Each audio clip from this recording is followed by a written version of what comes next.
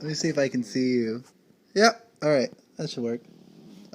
Just in case, can you speak up for me and can you tell me your name and how many years of experience you've had as an athletic trainer?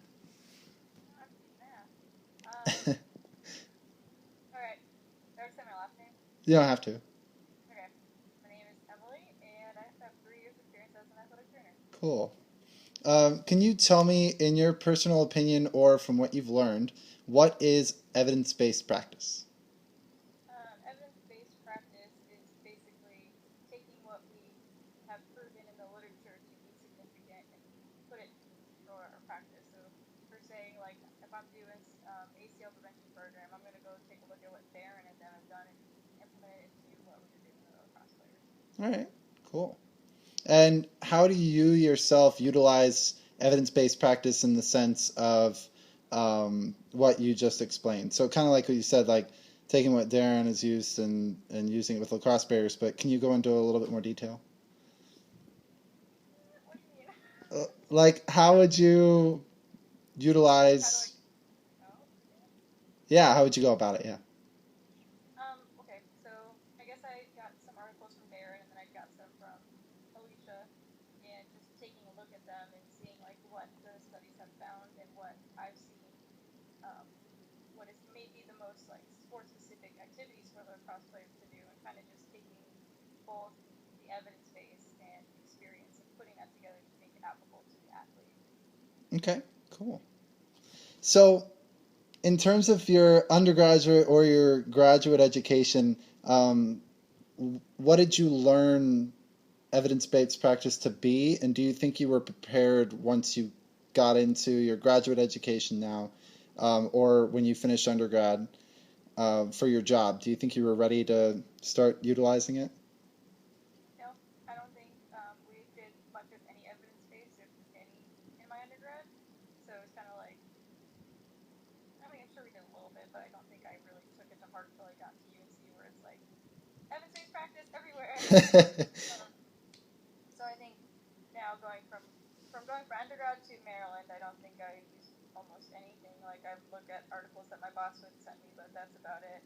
But now in graduate school, having the experience and really knowing what to look for in the articles, like being taught that, I think now I'll be able to use it in wherever I end up next. Mm-hmm. Cool. Um, and then your experience utilizing evidence-based practice in that sense, like how would you take that information and then try to teach someone else? Because as athletic trainers, we're also teachers in the environment of our work as well. So how would you, without throwing everything at them at once, like how would you do that? Who am I teaching? Other athletic training students or athletes? Let's go with both.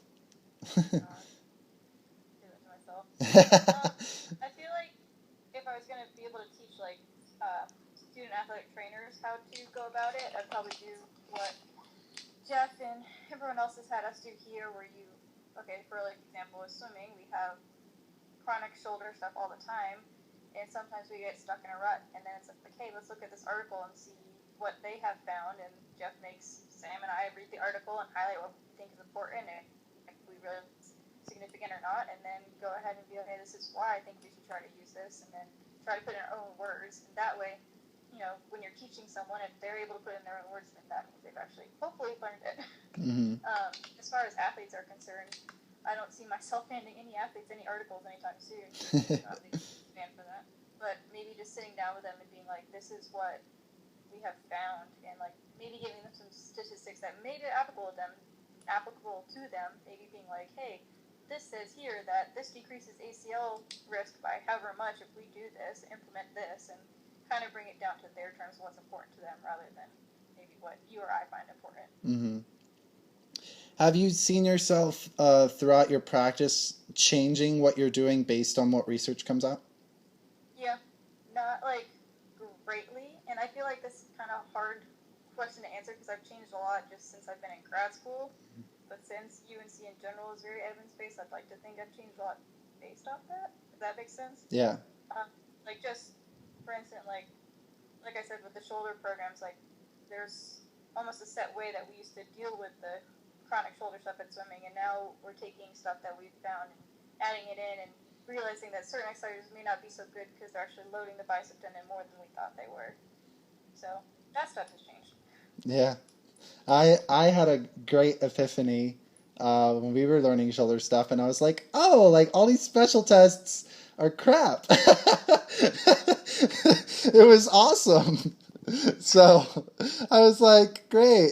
I learned all of those, and it's funny because I came across, I've read a couple articles now where some say it takes 17 years for like information to get past to education. Some say like longer than that. Some say less than that. But like now the average is like 10, and I'm like, so I learned it in 2012, meaning they found out about it in 2002.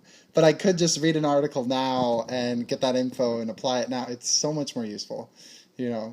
So, in terms of that, can you give me an experience, kind of like the shoulder thing, where you've done that, where you found out, wow, this isn't working, and then you tried to find something else? That's a hard one. Other than the shoulder one, I want to say.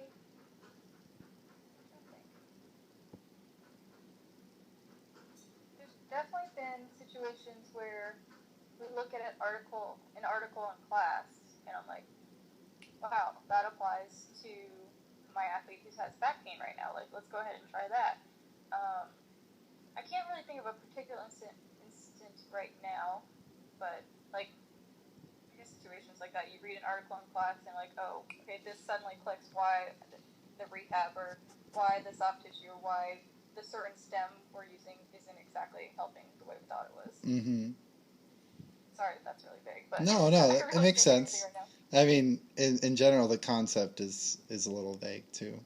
So, and then, do you think that athletic trainers throughout the United States or throughout the world are utilizing evidence-based practice in the most available and applicable manner to their practice?